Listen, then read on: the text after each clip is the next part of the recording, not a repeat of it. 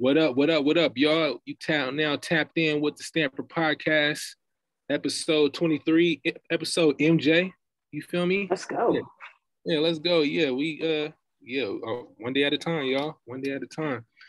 But I'm very excited today because I got someone who I highly respect, someone who's been killing the content game and also killing the rental car space game as well. So it's been long anticipated. I've been waiting to sit down and talk to you for a minute ever since we first got connected on live through Don, and it's been on ever since. Also a member of the mastermind as well. You know what I'm saying? So I got none other than Brandi. What's popping? What's good, Ray? I appreciate you for having me on your podcast. It's crazy. Yeah, it's an honor. Oh, I should have said also known as Pink Slip Brandi, y'all, but we're gonna get into that later on as well. That's your name. You coined that name. Nobody else ain't say that. When you saw that, you was like Pink Slip Brandi. I'm like, yo. Yeah, look, I always got them on me. Always got them on me. Yeah, let them know. Let them know. Yeah. Pink slips, I got them on me. Yeah, that part though. Yeah. I appreciate you for jumping on today. Yeah, I definitely wanted to sit down with you because, like I said, we want folks to be more tapped in with you. I just want to we're gonna dive a little bit into who you are, just your background, how'd you get into the rental car game, and hopefully the folks, not hopefully, I know the folks gonna pick up the gems. They're gonna get some value from this conversation. So just starting out, just tell the folks a little bit about yourself, who you are, and what is it that you do. So, my name is Brandi Hayes, like Brandi said, and who I am, right now I'm an entrepreneur, making it out here. But before, I worked a 9 to 5, dabbled and dabbled in a lot of stuff, real estate, vending, all that. But, I bucked up on the rental car, and it just, I found it, got it, like realized it, and then it took me like a year to actually for something to click for me. And then after that, like a year and a half, something clicked. And then I was like, man, that's how I'm gonna do it. And I just kind of ran with it. Yeah. Now I know you mentioned a couple of things. You was in the real estate game, and then you also did a little bit of vending game. Man, I can tell you about my story in the vending game. Man. The vending game vicious. Man, it's very vicious, y'all. Yeah, the vending game is cool. It's cool. It's all about the kind of machines that you have, right? And it's depending on the machines you got and the locations that you have, right? So when I first got into the game, I got lucky. I got a hotel. That was my very first location. Dang. Man. So that thing, hotels 24/7, don't sleep, right? Had that account for about a year, and then after that, it was just boom, boom, boom, boom, boom, just done. Just done. Each account after that, it just wasn't working out. The machines was falling apart. So I was like, you know what? It's time to exit, right? So let's talk about what was your experience like in that game. So in the vending game, it was my experience has been a little bit different. And actually, I'm still in it. I don't know if you're still in it, but I'm still in it. But the reason why my experience was a little bit different is because why I started, it was just to teach my son, who was at the time, he was 9 years old. Yep. I wanted to teach him financial literacy because at that time, like you said, I was in real estate, like I'm investing in real estate, wholesaling, flipping, like doing all of that. Yep. And I was learning it myself. So my mind was being open to a lot of new things at that point. And I'm just like, I'm 30, I was probably 30, 35 at the time, whatever. And I'm just learning a lot of this stuff at that age. So I'm just like, what if I could teach my son at his age this stuff, but in a way that he can understand it? So, I learned about the vending industry or whatever. And it was just like, candy vending, like it wasn't like the full line vending like you do. It was like, the quarter machines or whatever, like 3 heads, quarter machines. So instead of buying his birthday was coming around. And instead of buying him like a game, a system, where we always do some sneakers, whatever, I decided to buy him a vending machine. So I bought him a vending machine. It was 2 in a pack. I bought him 2 of them. We start talking about different things about, how this is going to work, how will he work it, what he's going to do. And we kind of had like a conversation. And in those conversations, I realized that, once I started to actually have conversations with my son and explain it in a way that he could understand it, like assets, liabilities, things like that, It was like he understood it. And then he started to have conversation with me at 9 years old. I'm like, wait, what's going on here? But you know what I mean? I just kept it rolling. So for that, we just, we ran with it. And at this point, like he 10 machines in, he runs it. And like at one point I was going to stop it because I was just like, I'm running around with him. I'm doing this like, cause he, now he's 13, but it's like, yeah, I'm running around. Like I got other stuff to do, X, Y, Z. But I talked to him and my dad was like, well, shoot, that'll give me something for me and him to, kind of bond on. So I'll go out with him on the weekends and things like that. So I kind of like relinquished it to them. So he's still in the game. When he turned 12, he purchased the full line vending machines, 2 of them. Well, 4. He has 4 full line vending machines. He turned 12. He said he wanted to do it. So I let him do it. And like I said, I didn't want to keep running around with him with the vendors. So I was just like, when I talked to my son, I was like, man, I think we got to stop. And I talked to my dad, I talked to them together. He was like, man, get them with me. We want to do it together. This is something we can bond on and, keep going or whatever. So that's kind of where I was at in the vending space. That's dope. And that's dope that you wanted to start him off early. It's usually when we wait till our kids, it's wait till, I know from my experience, it wasn't until I got over 21 where it's like, you start to have these ideas of business ideas and venturing into entrepreneurship. So you start them off early. So by the time you get to our age, you're gonna be it's over. It's gonna be a wrap from there. It's over. But not only that, Stamp, what I could say about that too is like it was the other side of it was I understood what I was doing myself. Like I understood that I was getting into like businesses and things like that. And I was gonna start making money. I was gonna, be wealthy. I'm gonna be wealthy, right? I know this. So he's my only child. So I'm like, okay, if I know all this stuff and I'm learning it the way that I'm learning, I need to teach him this stuff. I need to have him at those closing tables. I need to have him at the houses when we rehab it so he can see this thing. I need to have him running his own vending business and he can, he got a notepad that he write his numbers in. So like, I can't scam him on the money that come out of his machines and stuff, right? Nice. But I needed him to see that and to actually do it and be active in it because it just made it better. Cause I'm just like, yo, once I go, I know this is my only child.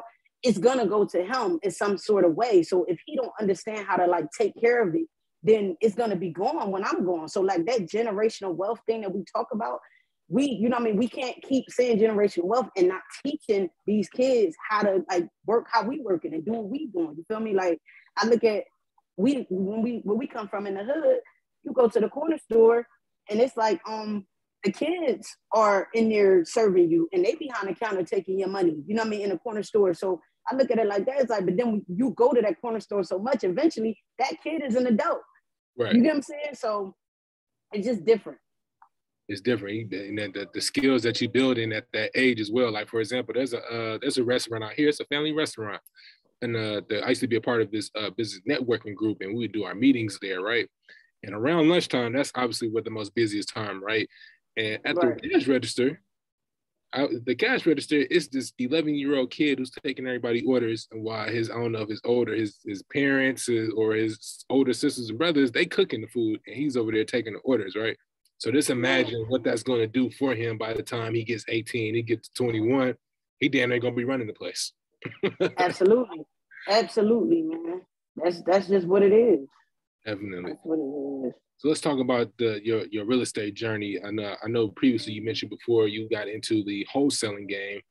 And that's now. So talk about that journey. What led you into the real estate space? So what led me into the real estate space? The real estate was like that was like my first like step out into like entrepreneurship while having a job, a 9 to 5. And what led me to real estate and this whole journey in itself, if you will, was my mom. Like I wasn't living with my mom at the time. I was, on my own, had my child, and me and my son father was together, whatever the case may be. Yeah. But my mom found out she had cancer. So me, we was going through what we was going through. But anyway, it comes down to now I gotta figure out like, am I gonna get my own spot with my child, or will I go home with my mom and like help her and take care of her? Because of course I'm talking to her on the phone. We talk every day, and she, she good. She telling me like, yeah, everything good, this and the third. But then like when I come to like when I actually came to like live with her, like stay with her, I would see what her situation looked like. And it didn't look like what she was telling me, which was like, she would go get chemo and she would be down for like 4 days. She wasn't eating, she wasn't drinking, she was just in the bed. She couldn't get herself up. And then like the day of her chemo, she's all right. And then she could go get chemo, but then she down again. So she wasn't doing good. And then she, you know what I mean, I wound up being my mother's caregiver. So I was caring for her, taking care of her and stuff like that. I ain't had nobody else to like help me care for her, but I was caring for her. And then, you know, she passed away. So my mom passed away, she was 51 years old. And she went from a vibrant, super vibrant person, you know, to like this, like basically like a vegetable in front of my eyes over a matter of like months. And I'm just like, bro, that's crazy. Like how, like what? Like I couldn't believe it. But I was cleaning out her room. Like I was always thinking about real estate because my mom, she always used to like drive around and say stuff like, oh, what if we got this house and fix it up this, as a family and stuff like she would do that. But like the family and the friends and stuff, they wasn't with it. Like it was like, they didn't see what she saw, but she was like, we could do this, right? So I never knew why she was saying this, whatever. But when she passed away, I was cleaning out her room. When I cleaned out her room, I found like a collection of books, and it was the books from like, and DVDs, and it was like Carlton Sheets. Now, I don't know if anybody know Carlton Sheets, but Carlton Sheets is the originator of promoting real estate. Like, you know what I mean? No money down, you know, whatever, all that. And he used to be on the infomercials at night. Like, you know what I mean? You wake up at night and he yelling at you like that type of dude, right? So she apparently had bought this course. And I'm like, yo, I never even knew this, right? Yeah. And I started looking through it and stuff. And I'm like, yo, I could do something. So I just told my little brother, I'm like, yo, I'm about to start trying to get into real estate. I don't know how I'm gonna do it. I don't know what I'm gonna do, but I gotta do something because I can't be doing this forever, right? And before my mom passed, I just told her, like, I don't want to be working for people forever. And she was just like, you know, do what you want to do. Because my mom was an entrepreneur for over 20 years, 25 years. And after that, I was going to, you know, I mean, conferences, you know, go in the bag, pay this, pay for the 3-day session and all that. And I'm paying for it. I'm going on and on.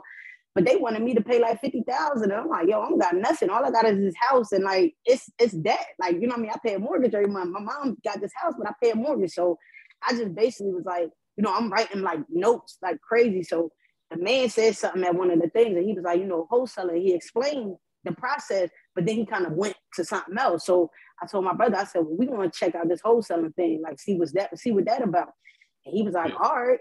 So we started to do that. And like our first deal, we made 40,000. And it was just off of being active, not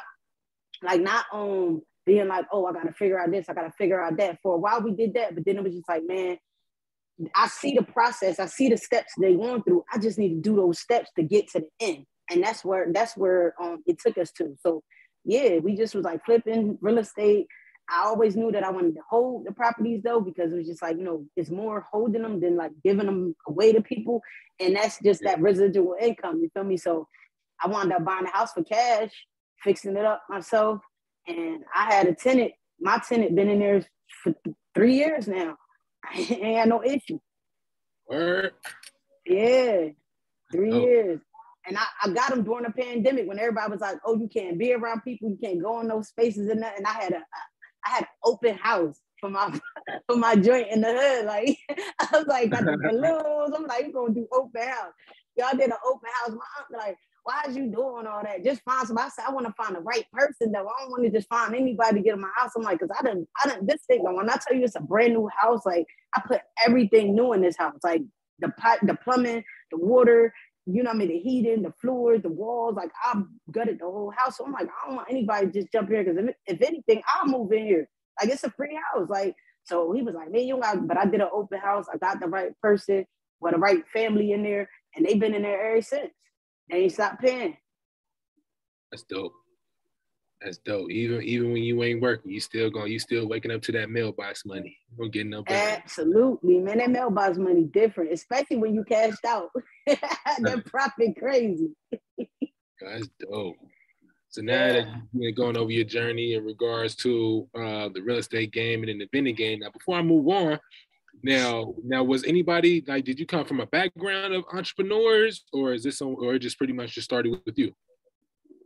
So I would say, like, I didn't come from a background of entrepreneurs. Like, well, kind of, sort of. My grandma, she was an entrepreneur because she never, like, she came from that era where she didn't work. Her husband worked and she didn't have to work. Like, so my pop, he didn't allow my grandma to work. So he told her job was in the house with the kids, you know what I mean, making sure food hot when he came home, stuff like that. That was her job. So she stayed home all day and she was a good cook. We from the South. So that's what she did, you know what I mean? But she would, when my grandfather passed away, she actually would sell dinners to people. Like, so she would sell dinners at the house. And then she would take the dinners, pack them in, and she realized like the late night crowd was like the better crowd, right? So she found like she got these coolers. She used to make her dinners, pack them up in the cooler, in the styrofoam plates, pack them up, had a cooler for drinks on the other side, and she would drive her van to the bars. So the owners of the bars knew her. So they would she would drive her van to the bars at like 2, 3 o'clock in the morning. That the let out when everybody trying to go to the little spot to get something to eat because they didn't drink too much. She right outside. So you come outside, she's like, well, she got dinners like macaroni and cheese, like that. They going on. So my grandma did that for a long time. She was the icy lady in the hood, like, you know what I mean? Like, you want icy, she had a freezer dedicated to just ices, like quarters. She had quarters, boy. Then my mom, like, she was working 9 to 5, like she had worked like 2, 3 jobs at a time, to where it's like my grandma was home with us. Like, we was like, my mom always had a house where like my grandma could stay with us. Because by this time my pop had passed on, so we had to take care of my grandma. So we always stayed in the house with my grandma, and she would watch us. Like, she was our mom at home, like cook. We had meals when we came home from school for lunch, like hot meals, you know what I mean? Like breakfast, lunch, and dinner, we was good. Like, and my mom was just working, so she worked 2 or 3 jobs. So my mom was like dad. So like when we was getting in trouble at home, my grandma was like, my mama called home and she was like, yeah, you know, Nick was doing this, or my brother or Brandi was doing that. And she'd be like, when I get home, I'm gonna do this. So she was like, dad, like out there working, grandma was in the house. So I had kind of like the best of both worlds, but then like something clicked for my mom. And then she was just like, bro, I just need to do something for myself. So she wound up becoming a daycare provider. And she started to provide daycare services to people. So for over 25 years, that's what she did. And like, she never looked back to another job or nothing. Like, that's what she did. So like, entrepreneur, I would say like, yeah, it's in me. It's always been in me. It's just like something that I just recently started to tap into. Yeah. That's dope. Shout out to grandma. Shout out to mom. You got big mama. We need big mamas, man. Nah, we don't got them anymore, man. Man, it's crazy. I say to myself, I got the foundation too. Yeah. I always say I got the best of both worlds when it comes to that, because like as a female, like now with the way that, you know what I mean, and I don't want to take it off, but the way that the world is going right now with like how men and women look at each other and how we look like, oh, you gotta have this to do that, you gotta have whatever. I had the best of both worlds, as to where I saw my grandmother as a home, like a housewife, you know, cooking, cleaning, you know, I saw that, and she taught it to me. So like, I always had to clean up, I always had to, you know what I mean, cook something. I always had to, like, I was that girl, and I was the only girl. I got brothers, so I was the only girl. So I was forced to do this stuff, cleaning baseboards, all that, right? Yeah. And like seeing like a husband and a wife together and communicating and seeing that dynamic. And then I got the world of like my mom, who, you know, she was with my dad for a while, but then eventually they broke up. And then it was like she was a single mom and she was doing everything by herself. So I know what both sides look like, and I like my grandma's side better. That part. I ain't gonna lie. Yo, that's dope, man. That's super dope. Yeah, that stuff is not really, it's not discussed enough, the importance of, like I said, marriage and relationships. You know, how, like I said, we always got, you know, folks these days, especially on the Twitter conversations, we got to have these defined roles or who needs to do what. You know what? For real. In a lot of those conversations, those folks don't even be married. Don't even know what the hell they be talking about.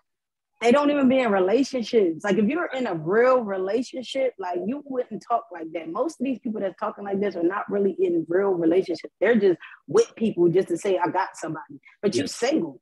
You know what I'm saying? You're single. But if you're in a real relationship, like, you ain't talking like that. You don't even believe none of that. Right. You don't believe it. Right. Just talking, just to be talking for social media.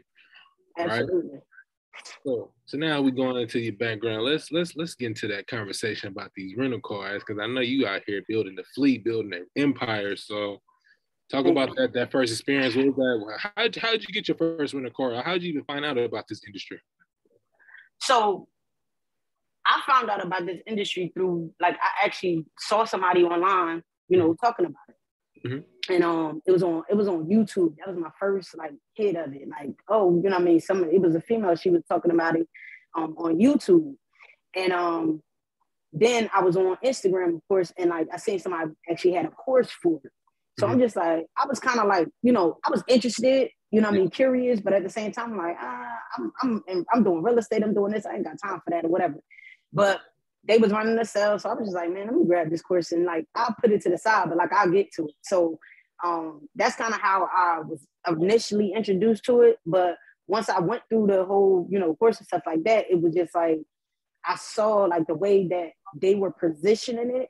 The position was, you know, go to the dealer, finance a vehicle for, you know, $30,000 or whatever it may be, get that vehicle up and get it rolling, and now you're making money, right? Yeah. But for me at the time, I was just looking at it like, man, I'm in real estate. Yeah, credit is good because I use credit in my real estate business. I use credit, you know what I mean, every day, right? But I don't want to use this credit on no vehicle, you know what I mean? Because I feel like, you know, to me, I'm always going to say that a vehicle is a liability because it won't last me 30, 40 years, right? So I'm like, I don't know. And then I don't want to use my credit to be putting on this vehicle. So I just was like, I sat on it for like a year and a half. Like, I ain't doing that. I'm, you know what I mean? Back to my real estate. I'm doing my thing, right? Yep. And then eventually, like, something came up and I'm like, man, let me see what this is about. Because at this time, I'm still at work. But I need to get some type of, you know, some more money to come in. Everybody trying to get more money. So I'm like, I looked at it again. And then I was like, let me check the actual site of the platform that I want to go on to use, right? So when I went on their site, on that platform, I checked the criteria of like, what type of vehicle do I need to put on here? So when I looked at the criteria, I'm like, yo, the criteria don't call for a $40,000 vehicle. And it don't call for me to have to have a $500 or a $700 car payment. Like that something ain't, you know what I mean? Something ain't click. So at that point, I'm like, man, listen, let me check out this situation and see how I can do it like the way I think I could be able to do it after seeing their criteria. So I actually reached out to somebody that I knew that was like it was a friend of a friend, and he had a dealer's license, but I found out later that he had it through somebody else. So like he was using somebody else's situation to get it, whatever. So my first vehicle was through him, and it was $5,000. It was a $5,000 vehicle, and it had like I think like 80,000 miles on it. It was like like 80,000 miles on it. And like, it was a pretty decent vehicle. Like it ain't really need nothing, you know what I mean? Not like that, not nothing major. It was just like brakes and stuff like that. So I was just like, all right, well, I'm gonna test my hand at it. Yeah. So I did what I did, took my pictures, threw it up, and I had my first hit. I'm like, wait, what? Like people want this vehicle? Like I thought people wanted like new vehicles. So I got that, and like, it was on from there. Once I saw that, I was just like, man, what? I started perfecting the way I did my thing, like the way I, you know, position myself in the marketplace and how I, you know, ran my business and stuff. And like, that's why I say start with one, because when you start with that one, it's like you get to perfect your process during that time. You know what I mean? It's not a situation of, you know what I mean, you got 5 vehicles at one time and you're dealing with 5 different people, because let's be clear, the customer is not the vehicle. The customer is the people that's driving your vehicle. So if you got 5 different personalities calling you at one time or reaching out to you at one time because something going on with your vehicle or, you know, whatever that situation could be, that could be frustrating. And it's like, I'm at work, you know what I mean? I can't like, and when you can't get right back to a person, they be feeling away. So I was just like, nah, I can't do that. So I started to perfect my process and getting and having my processes and, you know, SOPs and stuff like that, standard operating procedures, putting that all in, laying it all out to where it's like, okay, now I could kind of walk away and let this thing work on its own, right? And that's kind of how I went. And my first rental was a month-long rental. And that's what really, that's when it really clicked, like, what?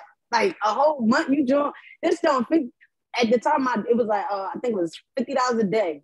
Yeah. I had put this car up, and for a whole month, they took it, like, gone. And I got paid. The good thing about it is that when they initially get it for the month, you get paid that whole month. The 24 to 48 hours, it go right into your account. So then after that month is over, they get the option to, you know, renew, like, you know, go forward or to give it back. Yeah. And this person decided to give it back. But then, like, when it came back, it was regular. Like, you know what I mean? Gas was in there. It was clean. Like, you know what I mean? It wasn't really nothing crazy. So I'm like, all I need to do is vacuum it a little bit and throw it back up. 5-month rental. What? I'm like, yo. So that's when I just started to say, like, yo, I need more cars. Right. Sorry, rented your car for 5 months? 5 months, bro. 5 months. And the only reason that it came back, and that was one of my cars. The one that was rented for 5 months was I had got that for $3,400. And she rented it for 5 months. And the only reason she brought it back was because it was like she had got into an accident, like, and she told me about it. She reached out to me, she told me whatever. And I'm like keeping in contact with her. She told me, so I was like, yo, if you want, like, cause with the platform, what they do is like they give you the option to bring the vehicle back. Like if there's any damage or something like that, you could bring it back to the person. And if they got another car, they could swap you into another car. Or if they don't have another car, then you just have to go to another, situation, like somebody else. But when she told me, I was like, well, listen, if you want to take it back, if you want to give it back, you can. What I just do is like, at that time, I didn't have another vehicle to swap her out, but I said, you can bring it back. She was like, nah, it's good. I don't got to bring it back. It's cool. Like, I'm good. So I was like, well, just send me pictures of it, so I can know what's going on. So when she sent me the pictures, I'm like, bro, like, I would not be driving that. I'm like, but if she want to drive it, like, it is what it is, right? But she kept it for a month, another month, and then like something happened to the front because she got hit. So something happened to the front, and she had to give it back. So when it came back, I was just like, dang. All I did, took my pictures, sent them up, put my claim in. They cashed me out, and because my cars are cash, and I got all my titles, those checks come straight to me. And I was able to go ahead and, get my car fixed and keep a little something on the side. It's so much to unpack there. Like that's dope. First of all, what platform did you use? Did you use Turo? Or are you using which one are you using? I'm using HireCar. So Turo and HireCar, right? So HireCar is a gig worker platform. So when you go on there to rent a car, you going on there to rent the car because you want to work for Uber, Lyft, DoorDash, Uber Eats, stuff like that. But with Turo is more like a leisure. Like, yeah, you could people do rent cars long term on Turo, but it's not pushed. That's not something that they put out there. So people don't normally do it. But on HireCar, that's exactly their motto. Like, we're renting to y'all so y'all can work and make money. So just imagine somebody you charging a person $50 a day, and they taking your car and they're riding, but they making money every day. You feel me? So every day they making money. So if they do this thing for a month, give you a month money chunked out right then and there, the next month, because they've been making money, they could chunk you out again. You know what I mean? So that's how kind of like it works with them. And you building and you cash flowing through your vehicle as well. Absolutely. That money coming in nonstop. But like I said, just think about it. I bought the vehicle for $3,400. That vehicle was bringing me in at least $1,000 a month, like $1,050 a month. So this person kept it for 5 months. They paid for that vehicle. Over. Like, I'm over. And then when they came back and I put the claim in and I got the checks, it's like they're paying me the market value of the car. But that's why I talk about building relationships. I built relationships with mechanics, with repair shops, all these people. I built relationships with them. So it's like I'm getting the best prices for them to fix and take care of my cars. And the other thing is I buy my own parts. So I buy my own parts. So I'm getting them at the lowest that they're going to go. And then I'm going to my mechanic, whoever fixing, I'm like, yo, what you going to charge me for your labor? That's the play. Like, I don't have to like go to you and be like, oh, fix this for me. And I don't know what the parts price is. Like, you can tell me a part costs $300, but it really costs $150. You upcharging me. But because I'm doing it the way that I'm doing it, it's like, I know my numbers. I'm keeping my numbers low in order to, profit as much as I can and get out of it. Yo, that's dope. Those are a lot of bars right there. Now, because man, I was having a conversation with my wife one time about now that I found out about HireCar, I met somebody to explore, because the only thing I ever heard of was Turo. Right. And so for the difference between the two, like you said, HireCar is more for folks who are using that vehicle to actually make money, but Turo is more for like you touring, or it's more for convenience. You just want to get out and about, right? Yeah. So as far as getting on the platform, what is so like, one of those platforms, And one thing my wife always wanted to ask about in regards to the insurance aspects. So again, you have somebody that did, cause an accident in your vehicle. Like, how does the insurance work out for that? Because I know that's like, I'm pretty sure you get that question asked like all the time. Man, that's one of the main questions. I think that's one of the things that that keep people from really getting in. You know what I mean? That stop them because of that insurance question. But the insurance, like, of course, where you live at, you're going to need to have to register and insure your car and have it insured, right? So you could use, like, when I first started, I had my personal insurance. So I just used my personal insurance like it was a car, putting it on my personal insurance and letting it go up. But what happens is, and that's only to like be able to register the car, right? To have my personal insurance on there. So what happens is once you get the car on the platform, you have to pay for an insurance on their platform. So before you load your car up, they're going to give you like tiers of insurance. So it's going to be like 3 tiers, like a 60%, a 65% plan, a 75% plan, 85% plan, like that. And it's going to tell you in all these plans, like what comes with having this plan versus that plan. But the thing is, with those plans, if you do like an 85% plan, that means that you get 85% of the money and they getting, 15% of the money, right? And so on and so forth. So, and then the deductibles too. So like you're gonna have a deductible depending on the plan that you use. Some plans you won't have a deductible, or you have a very low deductible. Some plans you're gonna have a $2,500 deductible, right?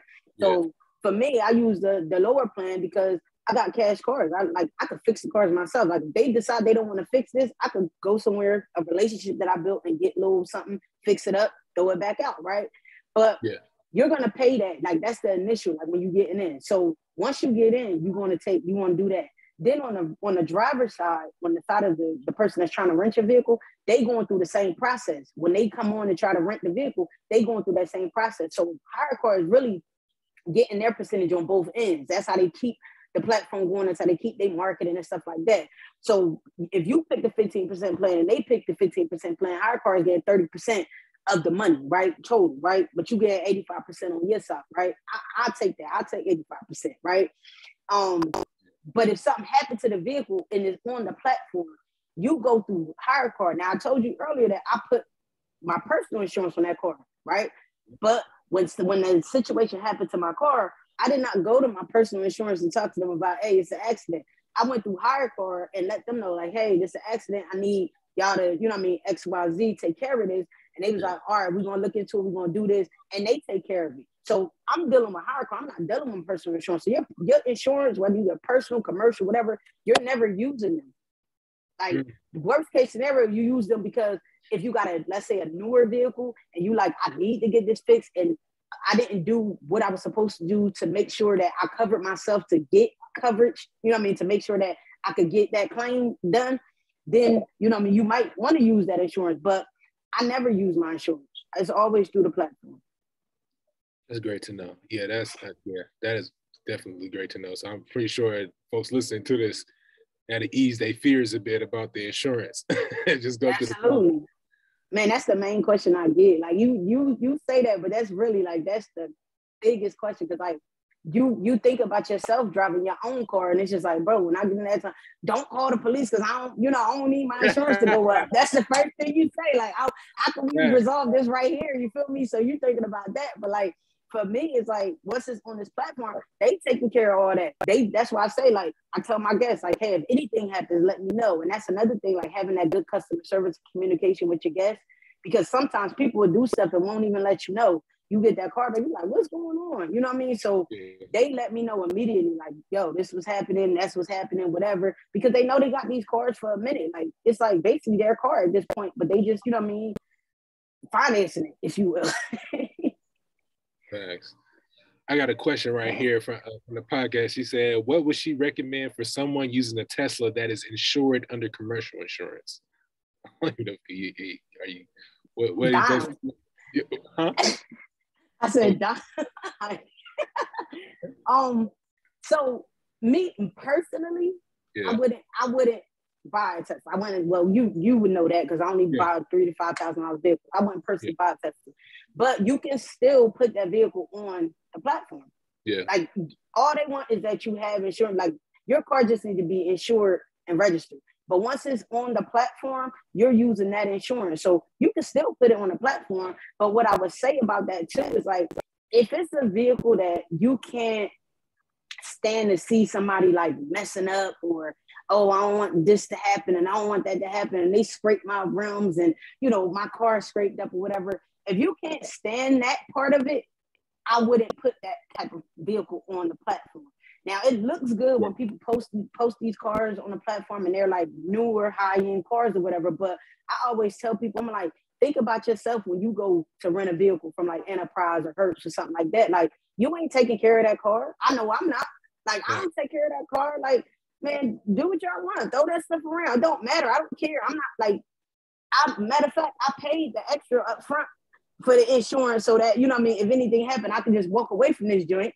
And then I also paid extra for the gas, just in case, you know what I mean? Because I know wherever I'm at, I'm pulling back up to the airport, gas on basically half a tank or E, and I ain't got time to go to the gas station. So I'm paying all this up front so that I won't be, you know, accounted for that. So I would just say, like, you know, when you think about that situation, like, you need to think like, yo, I know that people not gonna care for a vehicle like I'm gonna care for it. If I have it, I'm gonna care for it better because I know what it took to get this.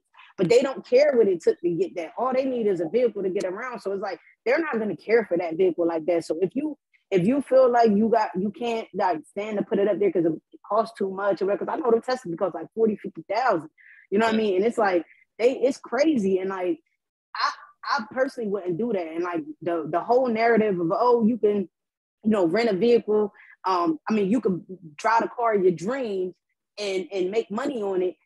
I don't subscribe to that because for me, like I'm a car person. I love car. I love to drive cars, right? So for me, it's like my mom always told me, like, if you're driving a car, like if it's your car, you can't let everybody drive your car because everybody don't drive the same. Like you might drive with both your feet, you know what I mean, pedal, you know what I mean? You might skirt, you might drive fast and hard. I want to be easy. So like when you get your car, it's never the same when you got mad people driving on your car and then you come back and be like, oh, I could just drive this too. Like, nah, it ain't the same. So I don't subscribe to that. If you want to do that, I would say use the money that you get in renting these cash cars and just go on Turo and find a car that you want to drive for a little bit and be like, yeah, I'm gonna just rent this for a week or whatever the case may be. But you ain't paying for it still. The people that's renting your cash cars is paying. So that's what I would say. Yeah, I got a homie of mine. She got a Tesla and she said she had put it on Turo for a while, but after that, she was like she had to stop because her Tesla, that was her baby. So he's like, man, I'm over here stressing out, wondering how people driving my car and all that. I was like, no, that was just too much to deal with. So I just decided to just take it off and just put another car on there. And I can respect that because just the thing about it, you didn't work this hard to get the car of your dreams. And obviously, you paying financing, you obviously want to get that principal paid down. Why would you put the car of your dreams on Turo, any of these platforms? Because again, you don't know how folks be driving. You know, for everybody that ain't gonna drive your car, like everybody ain't gonna drive like how you drive, whether if you save or, you know, you like to smash up and down the street or whatever the case may be. So why even put yourself through that type of stress, right? So I definitely appreciate you for sharing that. Now, I want to touch on your business model. And I think your business model is super dope. Like you buying your cars cash. You're not doing the, what most folks, like I've seen people with they'll finance 10, 15 vehicles, right? Like they super leveraged, right? And to me, it's like it's like obviously you want to have newer vehicles that's going to operate at peak level, right? But like I said, what if the market takes a downturn? Then folks they go back to Hertz or go back to Enterprise, right? You got all these vehicles that you done took financing out on, and it's like at the end of the day, regardless if folks is driving or not, you still got to make that note, right? But on your end, the car is already paid for. So like I said, even if it's the market goes bad, right? Nobody chooses to drive your car, you still good. You still ain't got no note to pay, and you all profit at the end of the day. So talk about what made you shift your business strategy to focusing on going debt free as opposed to just financing the vehicles.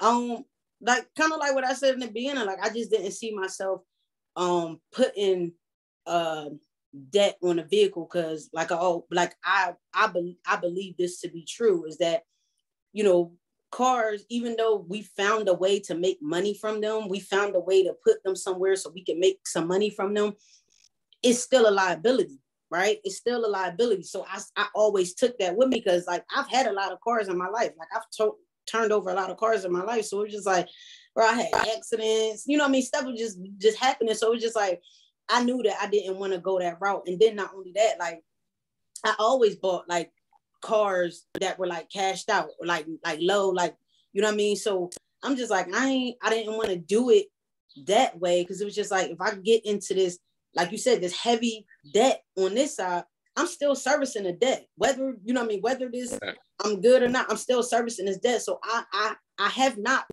gotten freedom, you know what I mean? And that's always my goal. My goal has always been, how can I get free from all this, you know, miscellaneous debt that I really don't need? And then how could I get free to where it's like, I could just get up and get on a flight today if I want to, because I don't have to be like, oh, I gotta work, or I gotta do this real quick to make some money so I can, you know, be all right. So that was my model in that, because it was just like, you know, again, and I'm gonna just say this too.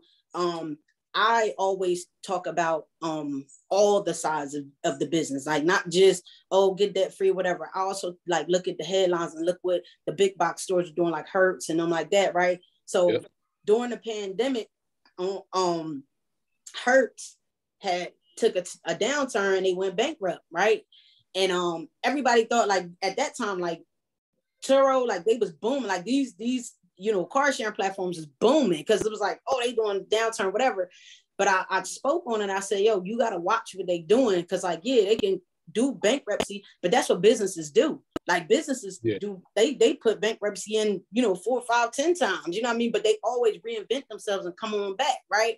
So right after that, probably like, you know what I mean, some months later, they released that they had bought like 100,000 Teslas, Model 3s, I think it was.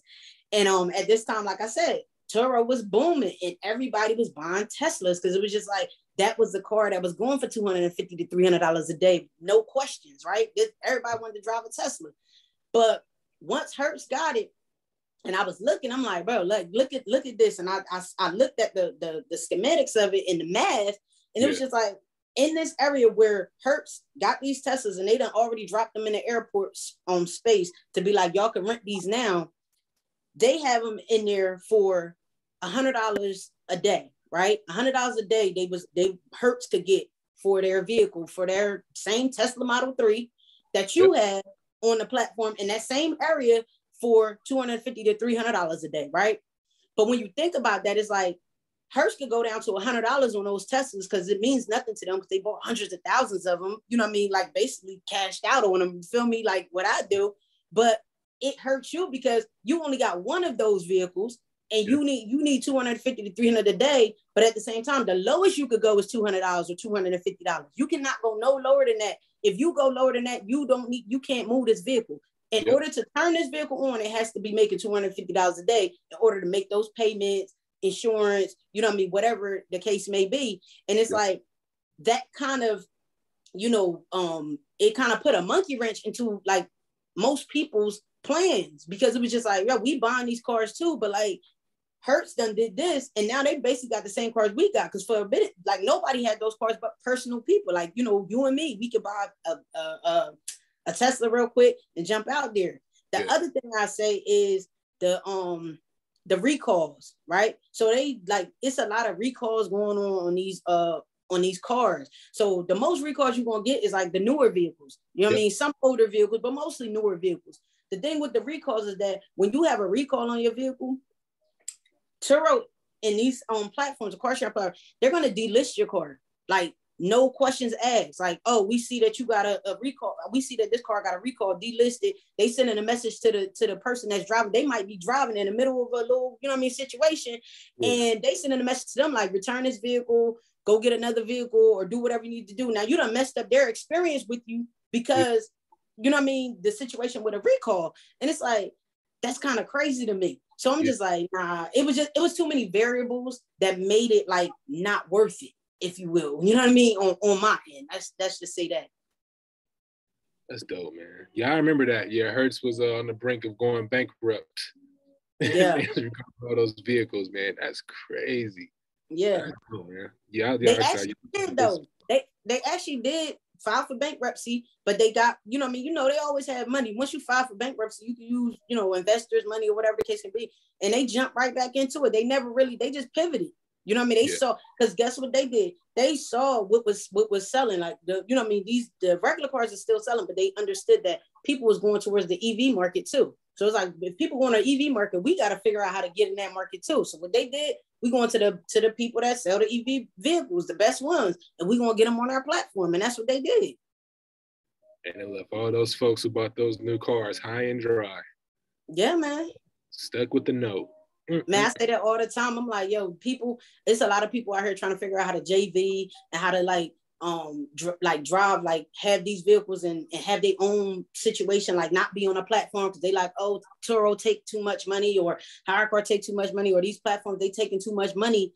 So I need to get off of this platform and go try to do my own thing and have my own fleet. And that's cool, that's good. But I noticed that a lot of the people that are saying this and are transitioning to that are the people that are not getting what, you know, what they wanted to get on the platform. Because now it's like, it's a lot of people on there giving you the same type of vehicle. So now if you want to get a Tesla, you want to rent a Tesla on Turo, it's like, you got to do something different with your Tesla. You need to bring them an experience with this Tesla. It ain't just going to be like, yo, what's up? Like, oh, this is just a white Tesla, or this is just a black Tesla. Like, no, you got rims on it. You got it wrapped. You got, you know what I mean? Are you setting it up with an Airbnb? Like, what does it look like? Like, what's the experience behind it? Because now it's like, I could fly into Cali and get the same Tesla for $100, for $200 less than yours. The basic joint. So it's just like, now you got to give them an experience. But you know what I mean? Now you locked into a $50,000 debt. You got to drive your car now. And that's what most folks don't take into account. Like, they just think everything is a money play, right? But like you said, if we all got the same vehicles on there, at the end of the day, someone got to do something to provide that better experience. Someone's got to be able to stand out, right? So if you're not standing out, you taking a loss. Absolutely. Absolutely. Right? So that goes to show you, like I said, you just can't be going into everything just with the intentions to just making money. Yes, we all want to make money at the end of the day, but it has to be much deeper than that. You got to be able to, again, provide that experience. There got to be a reason why you're getting into this, and you got to be able to be business minded. And I think a lot of folks are just not they're not savvy in business. They just think, okay, I'm gonna just get on and expect everything to work, and it typically doesn't work like that. Now you got to be able to pivot. You got to be able to maneuver and make things happen. Like, I maneuver every day. I pivot every day in the situation. I'm always watching what, you know what I mean? And a lot of people, then like, I'm not watching what the people that do it with me are doing. I'm watching the big box stores, what they doing, how it looks for them. Like, you know what I mean? I'm looking at that. And it's just like, you know, you have to be able to, you know, pivot around this situation and make sure that you can get through this recession or whatever we go through. You can get through it. Like, you know what I mean? No matter what. Thanks. I want to touch on your content as of late, because I know Charles been pushing you. We've all been pushing to get more of that content out, and just like so, you've been delivering, right? Like, your content has been so dope because, one, you're a fixture in the space. Like, you understand what's going on within your industry, and you're able to give folks real value if they haven't, you know, thoughts on if they want to get into the industry or not, right? So just talk about your progression of where you were at previously on your social media and to where now you're much more consistent with your content and putting out those gems that's relatable for folks. Man, I would say it's like you said, like Charles, you know what I mean, y'all, like in the mastermind, like Henry, like everybody in the mastermind that just kind of push me, and we push each other basically to do this every day. You know what I mean? Getting on these calls every morning and like getting fired up, and us knowing that like these are non-negotiables. It's like, you gotta figure it out. You know what I mean? Just like I said, I'm pivoting and I'm figuring it out, the car rental space and everything like that. I'm figuring out this content space too, because it's a real thing. But at the same time, it's like, you know, like I said, like sometimes you get a little nervous being, you know, on in front of the camera and doing this and doing that. But it's like, when we on them calls, it just be like, yo, people need what you got. They need to know, you know, what you know. Cause like, just like kind of like what you just said, about, you didn't really know about hire a car because people don't really speak on it. Because Turo is the hot thing right now, and I get it, and that's cool, but it's not the only platform, right? And if you really look at it, you can actually get more money on the other platform if you do it the way that I do it. But the content is just like, man, I be nervous. I be going through my head. Sometimes like I go over and over and over again, like doing stuff over and over again, like, but then I hear Bruce in my head, like, one take, you got to put it out. And I was just like, oh my gosh. So it's just like, that positive reinforcement to continue to put out content, to continue to, basically just give the people value. That's it. Like, that's all we doing. We just giving the people value. We just telling people our process, what we went through, what we going through, ups, downs, good, bad, and ugly. Yep. I'm gonna tell you, you know what I mean? Like, I just got another vehicle. Well, I got a vehicle, my last vehicle I just bought in the end of April, right? And my mechanic actually just came over today to like let me like show me the car. We drove it, test drove it because he fixed some stuff for me. Yep. And he got like he gonna do the oil change and the wheel alignment because he fixed the front or whatever, and balancing, I'm sorry. And I'm just like, just imagine if I would have had a car payment on that vehicle. I wouldn't have been able to go through this process the way I like, because I have a process that I've run through anytime I buy a car. It's this how I go, like this, right? If this ain't done, I can't go here yet. You feel me? So going through that process, sometimes it's fast, sometimes it's not, right?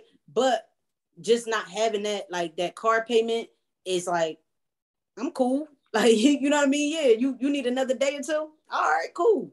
But like that's it. But like the content, man, it's just me telling people what I'm doing, how I'm doing it, being funny with it, trying to make it funny so people will be like, oh, that's funny, but you know what I mean? I get what she's saying type deal. So that's kind of where it's at, really. That's dope. Yeah, I'll be loving the content. I'm tapped in all the way.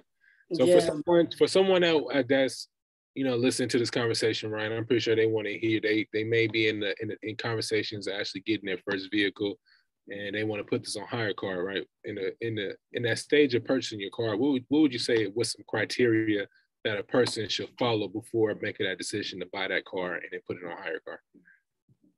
So what I would say, first and foremost, do your market research, right? So that's key. You need to do market research. Now, I know I talk about like, oh, people over in the car, this and third, but like, if you want to make sure that your vehicle is out and is good and is running, you want to research your market and see where you at. So like for me, the research that I did was like, I know that I live in a small city. I don't live in a big city. I don't live in California or Houston where people coming in, or Atlanta, and they coming in and do big things. So I don't live in a place where I need a Tesla. I don't live in a place where I need, a high-end vehicle, but I know where I live at, it's a lot of people driving to try to make money to do gig work or whatever. So now I need to just find out like, hey, in my market research, what's the most reliable vehicle that, I could get to put on this platform. And it's not like it's economic, like it's economy car. You know what I mean? I can still take care of it. If things go wrong with it, I still have the funds are good enough. The money that's coming in is good enough to take care of something on this vehicle, maybe tires, maybe brakes, whatever. It's not like killing me to pay for these things. Tires ain't $300 a piece. Like, you know what I mean? Tires, I can get tires $50 a piece, $100 a piece, if that's it. So you definitely want to do that research, that market research, to find out what type of vehicle is a good vehicle to put out there, right? The other thing is, when you do go to get the vehicle, there are some things that, because with hire car, the difference between hire car and Turo, because they do work with gig workers, it has to be inspected. So the vehicle has to be inspected. So you do have to go through an inspection process before you put the car on the platform, right? So through this inspection process, I go through this with my mentees or whatever. With the inspection process, there's certain things that you need to have on this car. The number one thing is it can't be a two-door car. So most people be like, oh, it's a two-door car. It's super cheap. Let me get it. But then you get it and it's like, oh, they don't take two-door cars on this platform, so I can't put it up here. So it's just like, those things like that.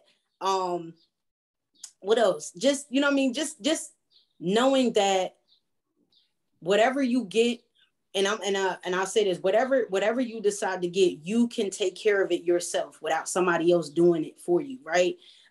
Because a lot of times, you know, the narrative is, you know, get this vehicle and somebody that's renting the vehicle is going to pay your car note and they're going to pay your insurance. But what happens when they can't, when that vehicle is not being rented out as much as it need to be in order for those payments to come in for you? Now you have to make those payments, right? You know what I mean? What if you have a slow time? You have to make those payments. So it doesn't always, I say this, like, if you have a situation where maybe the car is renting out, but you only get half the money and not all of the money, it's like, you know, do you have enough money to pay the rest of it?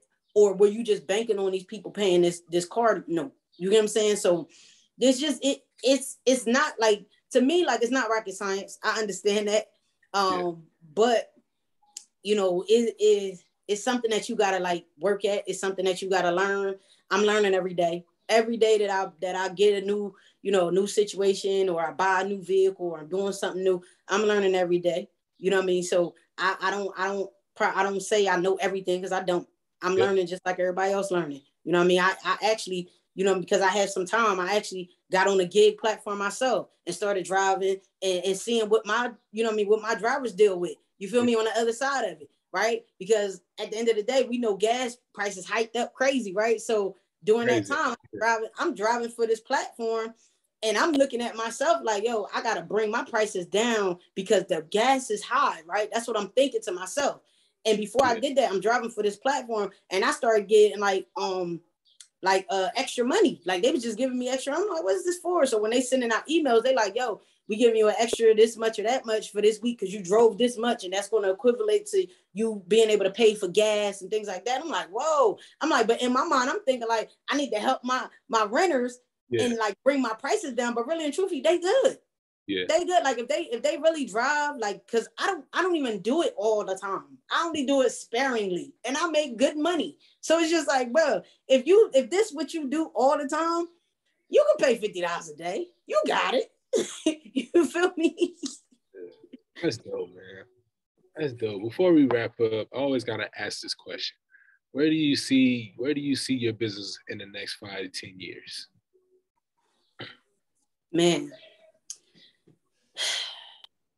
in the next 5 to 10 years, I see my business as me having, if I'm still doing rental cars, right? Because that's like, I just look at it like rental cars is like a play that we take to get, you know what I mean, to get some money to put in something else. Like, because real estate was always my thing.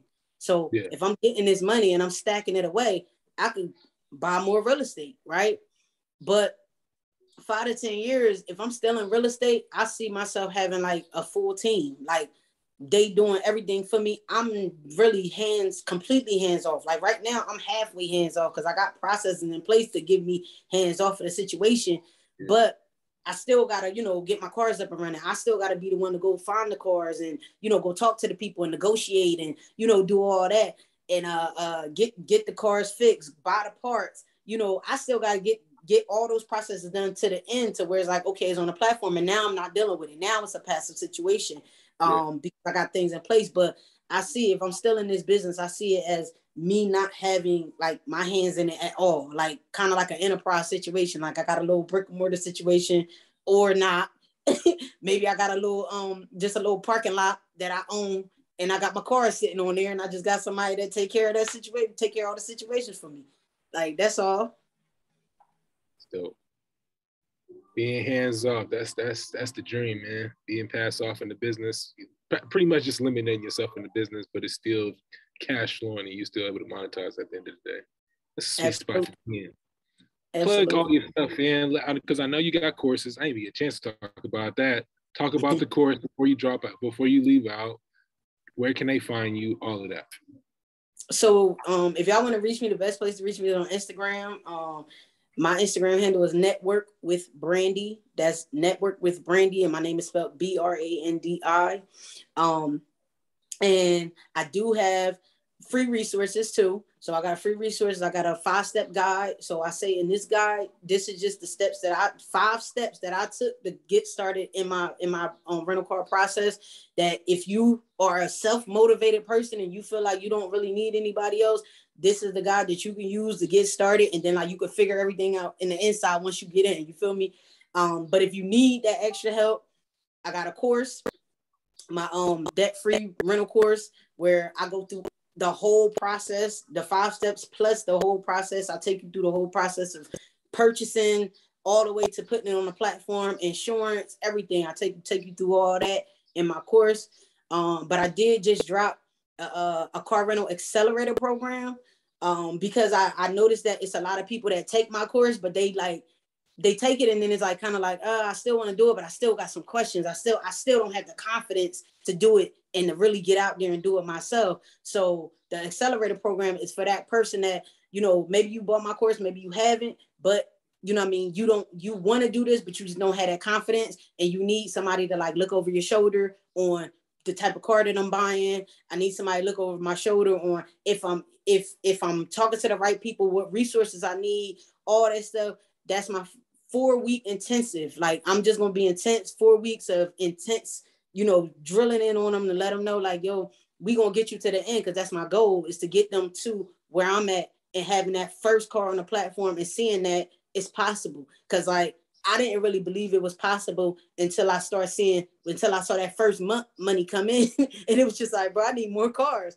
And that was just like, it just ran up from there. So just getting that light bulb up there for a person and letting them know like, yo, you could kind of start where you are. You don't really need all the things that you think you need. And just giving them that, like, being over their shoulder, looking over their shoulder, helping them out, and, you know, just being intense about it. And it's just accelerated though. Like, it's only 4 weeks. We starting on June 8th. So June 8th, we're going to start. And for that whole month, we're going to go intense. And then by the end of that month, I'm wanting my students to have, you know, their vehicles, everything like that. I'm only opening up 10 slots because I just want it to be very like intimate. I want to be able to be effective with my coaching and make sure that they are getting what they need to get from me. So by the time we done and you have that car, you ready for the summer. So summer money is the best money, right? So just like you got the summer money, that July, that 4th of July, that, you know what I mean, all that. So you got your car, you put it up, 4th of July hit, you get your money. But what you know, invest in yourself to get into my accelerator program, you're going to get that back in the summertime. Now that month or two, all that money coming back to you if you do it the way I'm showing you how to do it. So yeah, that's the 4-week intensive. It's an intensive. Like I said, it's for the person that really want to do this, because I'm gonna push you past your fears. I'm gonna push you to get your car, get it on a platform. I ain't taking no excuses. We doing this, man, because I know it can be done. You know what I mean? And with the right coach, you might stumble, but you ain't gonna fall. And that's how I said, like, you gonna stumble, but you ain't gonna fall. I ain't gonna let you fall. Or else you can try to do it by yourself and deal with the heartache. Absolutely. Because I had to deal with a lot of heartache, man. Because this, like, what I'm doing, wasn't nobody doing this. Ain't nobody doing this. So it's just like, to take somebody through the whole process, like one-on-one, hold your hand, 4 weeks of like me and you, we just doing this every week. We coming to the table and we moving towards you getting your car, getting it prepared, getting it up on the platform, going through the whole process. This, like, you have no choice but to make it work. It's gonna have to work. So make your next choice your best choice. Absolutely. Right? Brandi, I appreciate you for blessing the Stamper podcast. A whole lot of gems, a whole lot of wisdom. They're going to take a lot from this. This is definitely going to go viral. I'm going to put it out into the universe. This is going to go viral because, yeah, you dropped a lot of gems, and that's what the folks need, right? So if they ain't tapped in, I don't know what they're doing, y'all. But other than that, again, thank you. I appreciate you for tapping in. Make sure y'all like and subscribe to the Stamper podcast. Make sure y'all subscribe here on YouTube as well. Give me a 5-star rating too if you can, y'all. We give you so much. All we doing is ask you just to give us a 5-star rating. That's all. Other than that, till next time, y'all. Peace. Thanks, Stamp. Big Stamp.